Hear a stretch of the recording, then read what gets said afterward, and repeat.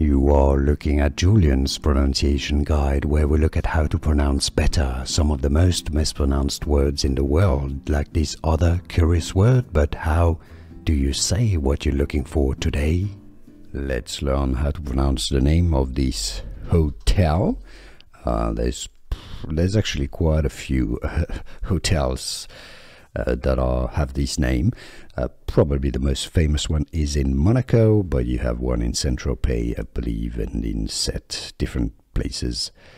French pronunciation is hôtel. Yes, the H is silent in French. Okay, we don't pronounce it. Hôtel de Paris, meaning the Hotel of Paris.